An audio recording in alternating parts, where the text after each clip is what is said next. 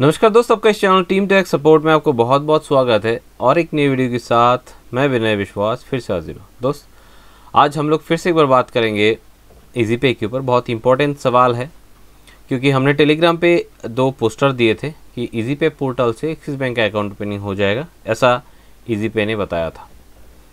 और इसके बाद इस पोस्टर के नीचे हमने एक कमेंट भी लिखा था जिसमें लिखा था फ़िलहाल तो आप पोस्टर का मज़ा लीजिए, जैसे अकाउंट ओपनिंग आएगा हम लाइव आपको अकाउंट ओपनिंग करके दिखाएंगे। इसके बाद आप सोचिएगा और अपने कदम आगे बढ़ाइएगा। पर बात है कि हम बहुत कॉन्शियस रहते हैं इन सारी चीज़ों में। नया चीज़ जब आते हैं तो हमारा सबकॉन्शियस माइंड जो है, जो काम नहीं करता है फिलहाल नॉर्मली, वो काम करना शुरू कर देते हैं। सबकॉन्शियस माइंड का ही काम है कि जब भी कुछ ऐसे चीज़ आए जो हमारे दिल को खुश कर दे सकता है, तब लोगों का दिमाग थोड़ा बहुत, लोग मतलब मैं भी हूँ इसमें शामिल, थोड़ा बहुत काम करना शुरू कर देता है। क्योंकि हमारे दिमाग का ओनली 2% ही काम करता है, बाकी सारा परसेंट जो है सबकॉन्शियस माइंड है हमारा। तो इसमें से कुछ होगा जो काम करना शुरू कर देता है और लोग जगह जगह से इन्फॉर्मेशन गैदर करना शुरू कर दिया और सवाल पे सवाल। ऐसा ही कुछ सवाल को लेकर आज मैं आया हूँ, जिन सारे सवाल के जवाब देने के बाद आप लोगों को फील ऑटोमेटिकली हो जाएगा कि आपको ईजीपे का पोर्टल लेना है कि नहीं, ईजीपे की पोर्टल लेके इसमें एक्सिस बैंक का एक्टिवेशन कराना है कि नहीं, या फिर इसके माध्यम से अगर आप एक्सिस बैंक का अकाउंट ओपनिंग करेंगे इसका फ़ायदा आपको मिलेगा कि नहीं मिलेगा। एक बहुत इंपॉर्टेंट बात बताता हूँ कि अगर आप रेगुलर अपडेट रहना चाहते हैं और टीम टेक सपोर्ट के साथ दिन भर कनेक्टेड रहना चाहते हैं तो ज़रूर हमारे Telegram channel team tech support को आप सब्सक्राइब कर लीजिएगा। वीडियो की डिस्क्रिप्शन बॉक्स में टेलीग्राम चैनल का लिंक दिया हुआ है। साथ ही साथ बताना चाहता हूँ, इस चैनल को अगर आप, इस यूट्यूब चैनल को अगर आपने अभी तक सब्सक्राइब नहीं किया है तो ज़बरदस्त स्पीड की तरह जाके एक बार सब्सक्राइब कर दीजिए और साथ ही साथ दिए हुए बेल आइकन को दबा दीजिएगा सारे वीडियोस को सबसे पहले देखने के लिए। फिर से मुद्दे में लौटते हैं और मुद्दा है Axis bank account opening form EasyPay platform. EasyPay एक प्लेटफॉर्म है, जिस तरह से आप एईपीएस, माइक्रोटीएम, डीएमटी इन सारे सर्विस लेते हैं वही उसी तरह का एक प्लेटफॉर्म है। बस सिर्फ सेल आफ्टर सर्विस में थोड़ा अंतर है बाकी सारे कंपनियों के बीच। बाकी सारे कंपनियाँ मतलब सभी कंपनियों का कुछ अलग अलग लॉजिक होते हैं। कुछ कंपनियाँ सामान बेचने से पहले बहुत ज़बरदस्त सर्विस देते हैं, कुछ कंपनी बेचने के बाद सर्विस बहुत अच्छा देते हैं। तो ईजीपे उस मात्रा पे, उस जगह पे आप सोच सकते हैं कि आफ्टर सेल के बाद आपको एक अच्छा सर्विस दे सकते हैं, आप लेके ट्राई कर सकते हैं। पैसे इन्वेस्टमेंट की कोई बात नहीं। और कोई माइक्रोटीएम बैकअप में लेना चाहते हैं वो भी ले सकते हैं। 1100 रुपये में माइक्रोटीएम मिल जाएगा, बहुत ही सस्ते में। आप बात है और आप लोगों का सवाल है कि क्या ईजीपे पोर्टल के माध्यम से एक्सिस बैंक का अकाउंट ओपनिंग होता है? इसका जवाब एकदम है नहीं। ईजीपे पोर्टल के माध्यम से, मतलब ईजीपे की पोर्टल में एक्सिस बैंक का अकाउंट ओपनिंग नहीं होता है। हाँ, अकाउंट ओपनिंग होता है ईजीपे की पोर्टल से गुजर के अकाउंट ओपनिंग अगर आप करेंगे तो फ़ायदा है, क्योंकि अगर आप ईजीपे की पोर्टल के माध्यम से जाके अकाउंट ओपनिंग करते हैं तो ही आपको एक हैंडसम कमीशन मिलेगा। ओके, सो ईजीपे पोर्टल में अकाउंट ओपनिंग नहीं होता है एक्सिस बैंक का, पर ईजीपे की पोर्टल अगर आप लेते हैं उसके माध्यम से जाके आप अकाउंट ओपनिंग कर सकते हैं। कौन सा अकाउंट ओपनिंग? उसका नाम है Axis ASAP account, Axis ASAP ASAP, Axis ASAP account आप खोल सकते हैं, जो लगभग नो फ्रिल अकाउंट ही आप कह सकते हैं। डिटेल में आगे और भी बताएंगे। इसमें सवाल आता है, अगर ऑनलाइन ये अकाउंट खोला जाता है एक्सिस ASAP तो मैं ईजीपे के माध्यम से क्यों खोलूँ? जवाब एक बार दे चुका हूँ, दोबारा दे रहा हूँ। अगर आप डायरेक्ट खोलते हैं इसमें आपका कोई इंटरेस्ट नहीं है, कोई मज़ा नहीं है। अगर आप अपने माध्यम से खुलाते हैं किसी कस्टमर को तो आपको ईजीपे के माध्यम से खुलाते हैं किसी कस्टमर को तो ईजीपे आपको हर अकाउंट ओपनिंग में 200 रुपये जो है आपको कमीशन देंगे।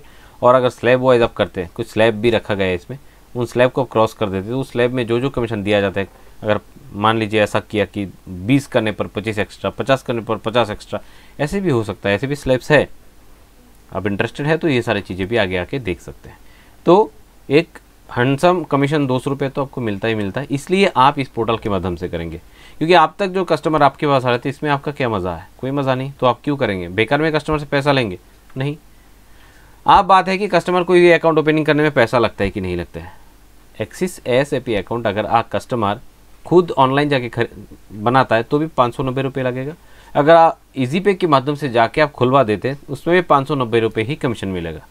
मज़ा है उसी 590 रुपये में आपको 200 रुपये कमीशन मिलता है और इसके साथ साथ डिस्ट्रीब्यूटर को भी एक अच्छा हैंडसम कमीशन रिसीव होता है।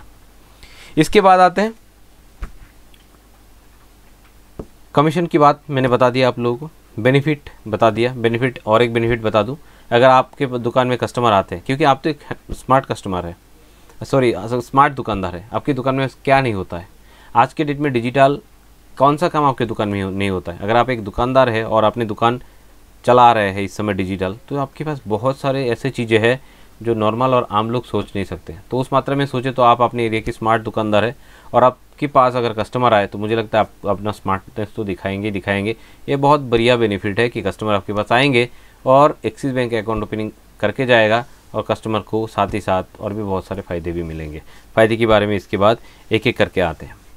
अगर कस्टमर यहाँ पे अकाउंट ओपनिंग करने आते हैं तो कस्टमर के पास क्या क्या रहना ज़रूरी है, ये एक सवाल है। कस्टमर के पास पैन कार्ड रहना बाध्यतामूलक है, कस्टमर के पास आधार कार्ड रहना ज़रूरी है, और कस्टमर के आधार में मोबाइल नंबर भी ऐड रहना ज़रूरी है।